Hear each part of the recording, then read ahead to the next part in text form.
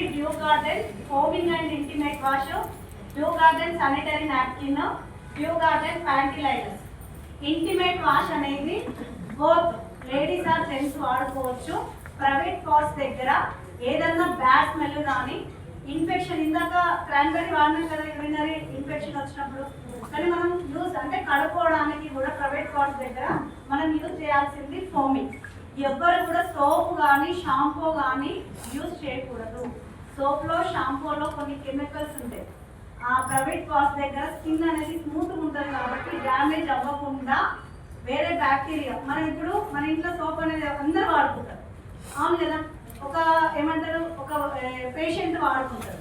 అదే సోప్ తీసుకొని మనం ప్రైవేట్ పార్ట్స్ దగ్గర వాడుకోవడం వల్ల ఆ సోప్ పైన ఉన్న బ్యాక్టీరియాని తొందరగా లాగేసుకునే స్కిన్ అక్కడ ఉంటుంది కాబట్టి డెలికేటెడ్ స్కిన్ అనేది వస్తుంది.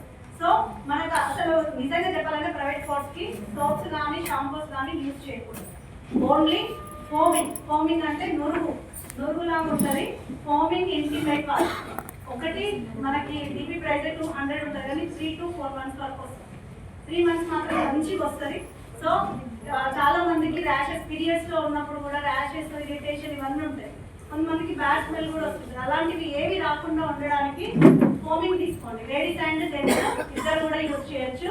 నెక్స్ట్ వచ్చేసి ప్యాంటీ లైనర్స్.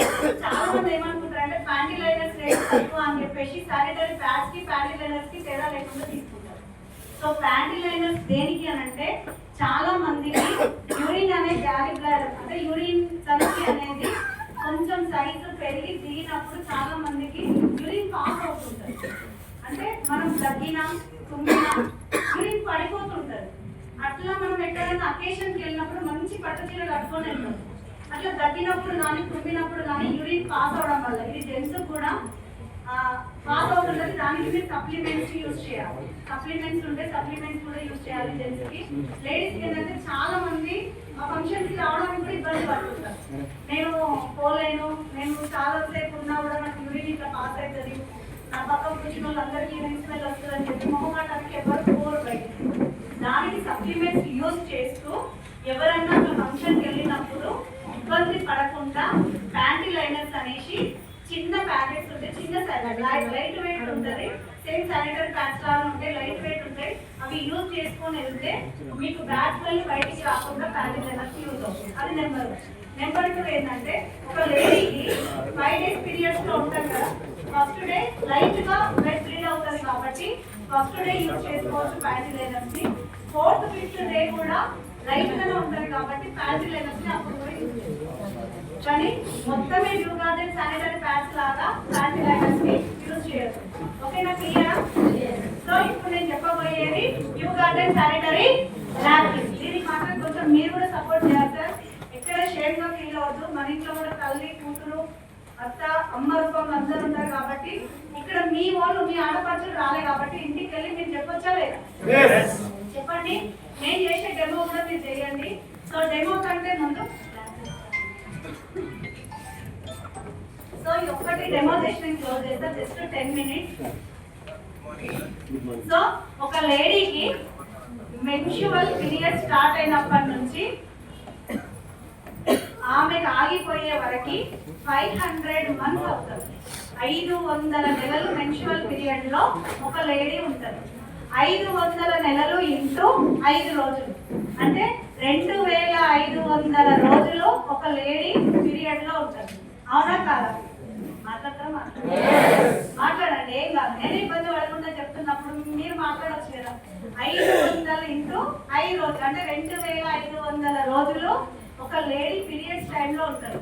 అలాంటి టైంలో మనం వాడే శానిటరీ ప్యాడ్స్ అనేటివి మంచిగా ఉండాలి, చెడ్డ ఉండాలి, మంచిగా ఉండాలి, అందులో కూడా హైజీన్ ఉండాలి, ఆరోగ్యకరంగా ఉండాలి. కానీ ఇప్పుడు లేడీస్ బయట వాడుతున్నారు కదా ఏదైనా ఒక ప్రోడక్ట్, మీరు వాడే శానిటరీ ప్రోడక్ట్ లో క్వాలిటీ అనేది మంచిగా ఉందా లేదా? కొంతమంది చేస్తున్నారు, కొంతమంది ఏమో సప్పుడు చేస్తలేదు. సప్పుడు చేయడం కోసం ఇప్పుడు నేను మాట్లాడతా. ఓకేనా? సో శానిటరీ ప్యాడ్స్ నార్మల్ గా బయట మీరు వాడే ప్యాడ్స్ చూపెడతా, ఇందులో వాడే ప్యాడ్స్ ఏదో ఒక కంపెనీ తీసుకున్నా కంపల్సరీ ఇదే తీసుకోవాలని కండిషన్ ఏం లేదు. మీ ఇష్టం, మీరు ఏ ప్రోడక్ట్ అన్నా తీసుకోండి.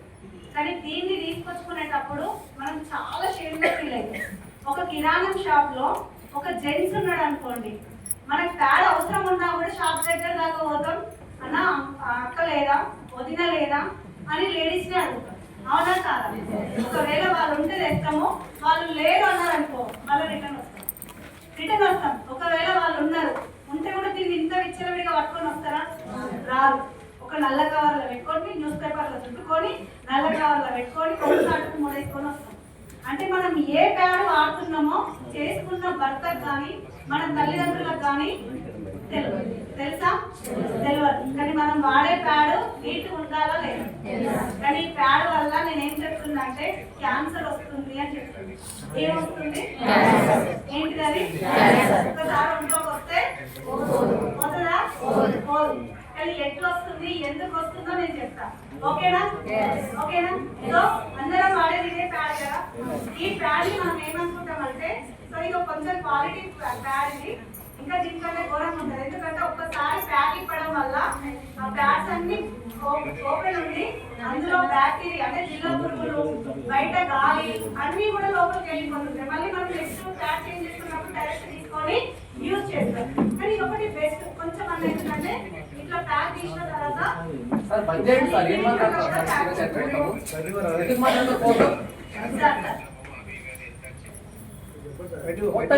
మొత్తం